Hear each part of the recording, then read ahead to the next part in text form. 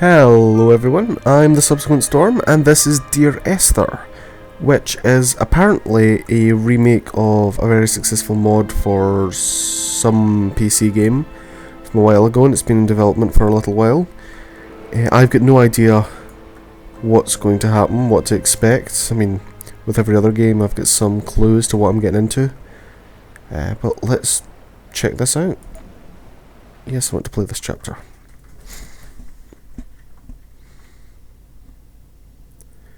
Three FPS, yay! And my cable's wrapped around my mic.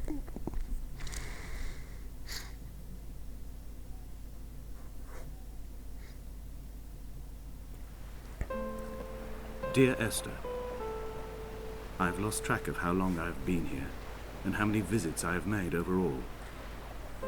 Certainly the landmarks are now so familiar to me that I have to remind myself to actually see the forms and shapes in front of me. I could stumble blind across these rocks, the edges of these precipices, without fear of missing my step and plummeting down to sea. Besides, I have always considered that if one is to fall, it is critical to keep one's eyes firmly open. Okay, I like this already. I'll go up. It's more of an interactive story than it is a game. Well, I'm assuming from the first 5 minutes. 5 minutes? What? Probably 30 seconds. Ooh. A red blinking in the distance. I must discover what it is. Oh good, I can get across there easy enough. Right. Donnelly reported the legend of the hermit, a holy man who sought solitude in its most pure form. Allegedly, he rode here from the mainland in a boat without a bottom, so all the creatures of the sea could rise at night to converse with him. How disappointed he must have been with their chatter. Perhaps now, when all that haunts the ocean is the rubbish dumped from the tankers, he'd find more peace. They say he threw his arms wide in a valley on the south side, and the cliff opened up to provide him shelter. They say he died of fever 116 years later. The shepherds left gifts for him at the mouth of the cave, but Donnelly records they never claimed to have seen him. I have visited the cave and I have left my gifts, but like them, I appear to be an unworthy subject of his solitude. Okay, I really like this. It's dark and depressing and much other. No, I need to edit that bit out. Damn you, vocabulary, why do you abandon me so? Oh, fall. Oh well. Looks like I'm taking the beach road.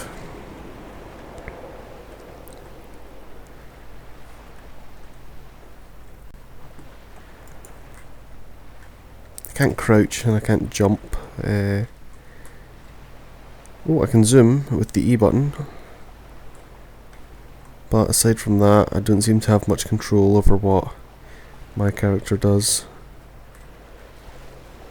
I suppose I could swim out to sea, but I don't know why I would want to.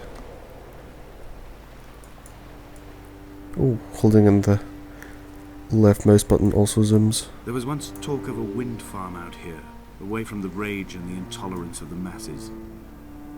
The sea, they said, is too rough for the turbines to stand. They clearly never came here to experience the becalming for themselves. Personally, I would have supported it. Turbines would be a fitting contemporary refuge for a hermit. The revolution and the permanence. Ooh, a mark in the sand.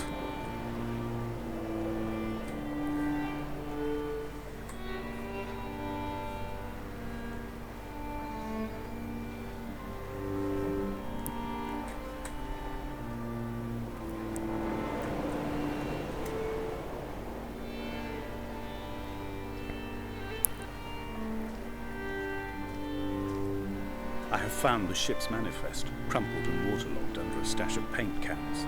It tells me that along with this present cargo, there was a large quantity of antacid yogurt bound for the European market. It must have washed out to sea. God knows there are no longer gulls or goats here to eat it. Okay.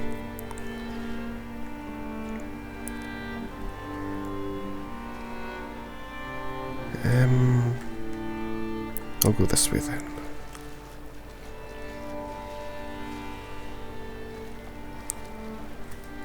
Can't seem to get up.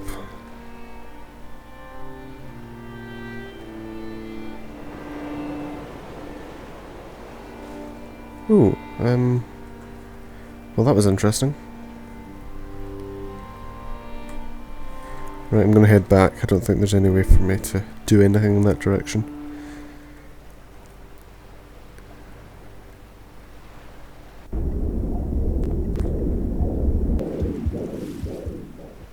Huh. Okay, later on I'm going to try and drown my character because that looks interesting. Time to go back.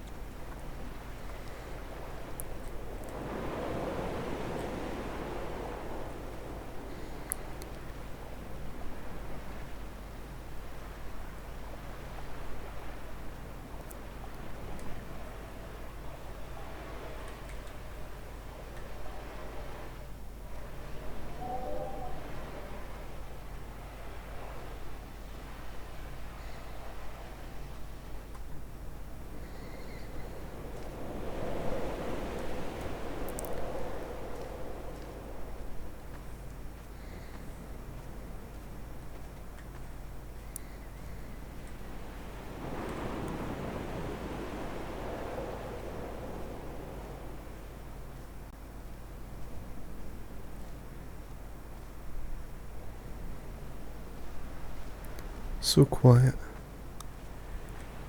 I kind of expected... Oh, Lighthouse. Oh, that's where I came from. I kind of expected some kind of quiet orchestral music, but no, just the sounds of the ocean. And that Fibonacci thingy. The mount is clearly the focal point of this landscape. It almost appears so well placed as to be artificial. I find myself easily slipping into the delusional state of ascribing purpose, deliberate motive to everything here. Was this island formed during the moment of impact? When we were torn loose from our moorings, and the seatbelts cut motorway lanes into our chests and shoulders, did it first break surface then? What? It sounds like he was in some form of car crash. When someone had died or was dying, or was so ill they gave up what little hope they could sacrifice, they cut parallel lines into the cliff, exposing the white chalk beneath.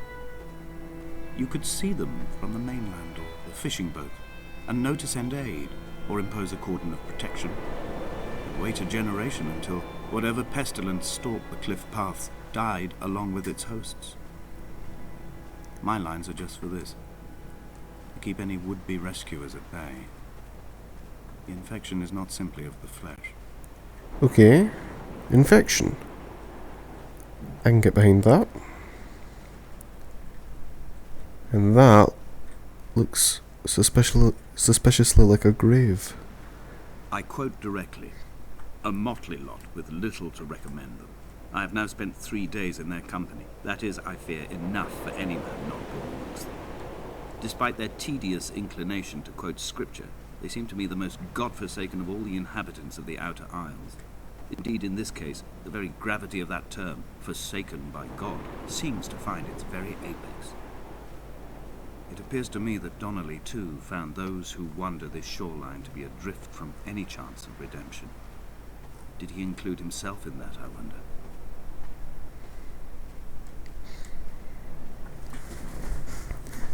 Ooh. I must investigate that ship.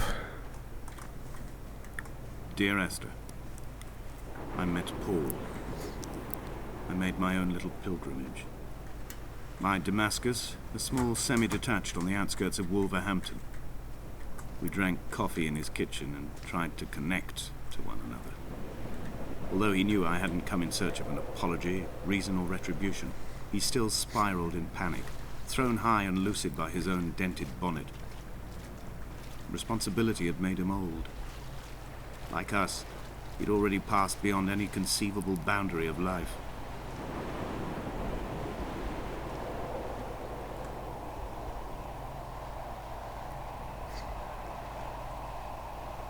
I find myself increasingly unable to find that point where the hermit ends and Paul and I begin.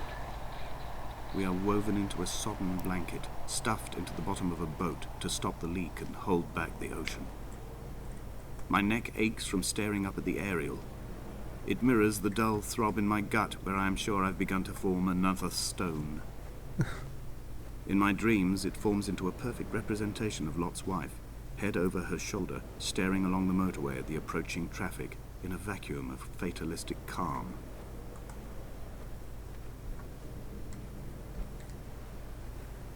This is the most depressing game I've ever played.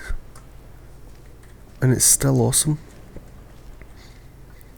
And those are some sweet carvings. In fact, that one over there looks like a neuron. Couple of trees. I don't know what that thing at the back is.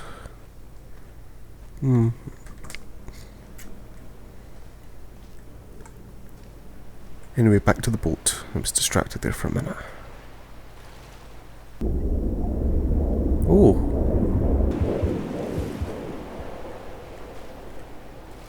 That's interesting. Let me do that again.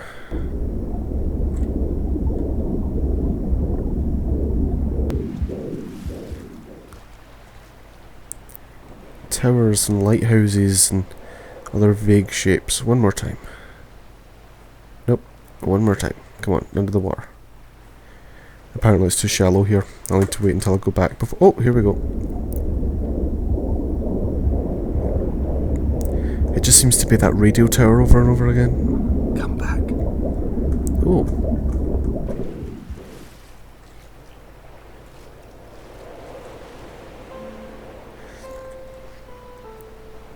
That's interesting.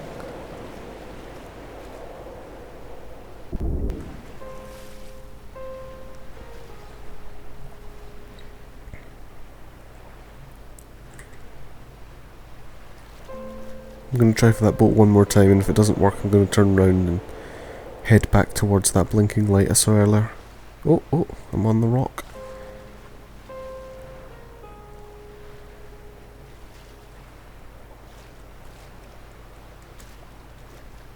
I'm in desperate need of a jump button.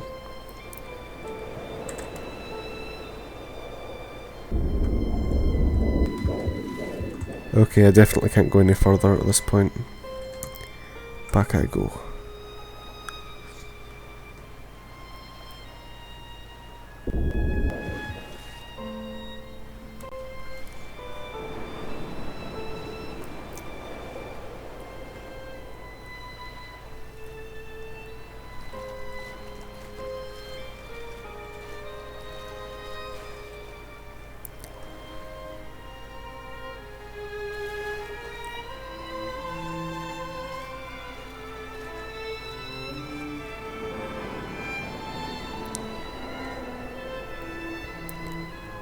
Got to remember to try and find the spring that starts this stream.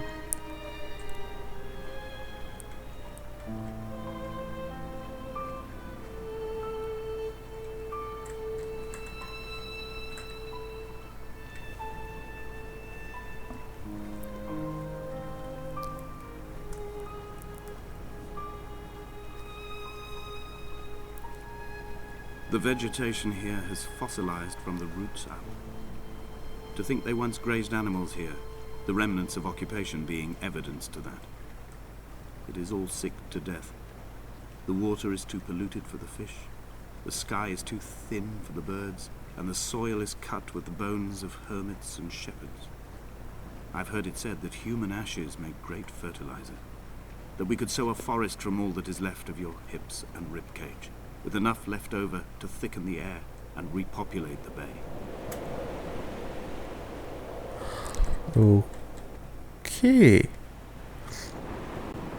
So, oh, here we go. I heard... I think that was a radio. And this is some kind of molecule, I assume. Can't really identify the symbols. Nope. Okay, so what are these then? Units in chemistry in what appears to be a Bible. It's...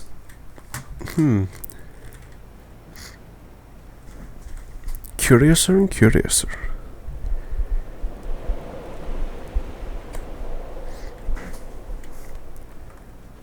Okay, so we know there's some kind of sickness, but whether this man is simply mentally ill or physically, we don't know yet. We know that for some reason this island is now devoid of most of the life it once had. And we know that people have put shapes and diagrams that I can assume are pulled from textbooks onto walls and gravestones as if they're, what, holy symbols? This is probably not the best way to go, and I don't think I can get back up if I do.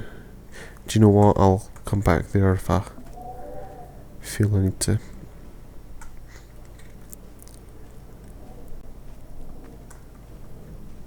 Oh, and remember, he put those two lines on the mountain top. No, not the mountain top, the cliff face, in order to not scare away, keep away any potential rescue.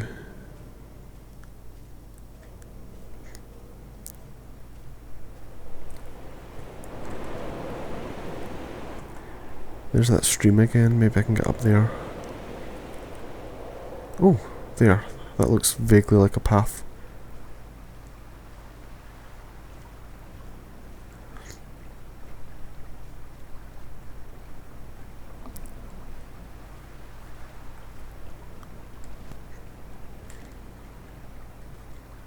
Nope.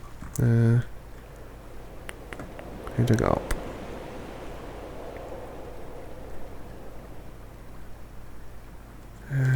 Maybe back this way again.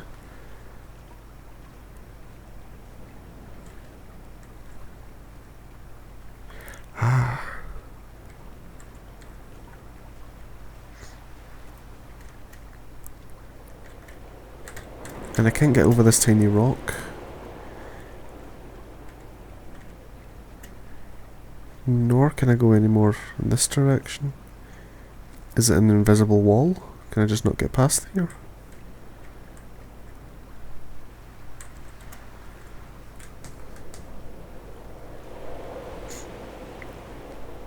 But it looks like I should be able to.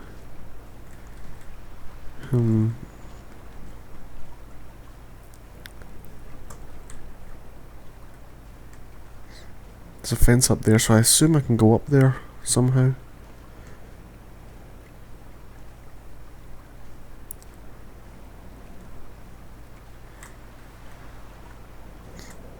I'm just too used to Skyrim. Usually I just get on a horse and jump up 90-degree angles, but here I've got to be a bit more careful, or realistic. One or the other. Right.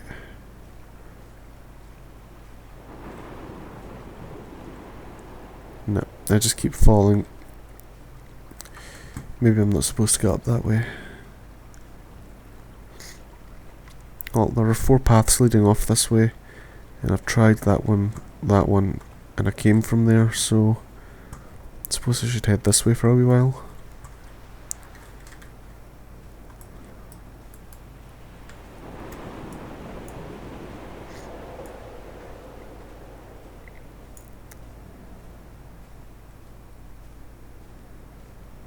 Ooh.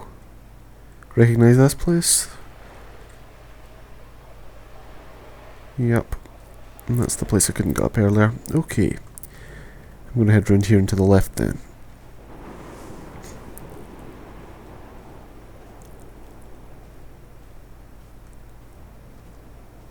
It appears to me that although this island gives the illusion of freedom, it's actually a very linear path I've just got to follow as the man speaks.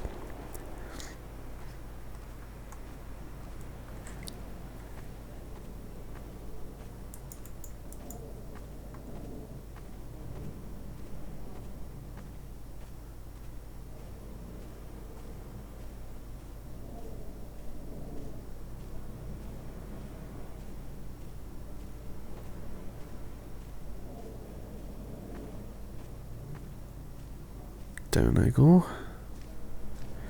Ooh, right, so this is where I was supposed to go. Alright, well, since this is the loading screen, I'll cancel it here and start again in 5 minutes, or next chapter.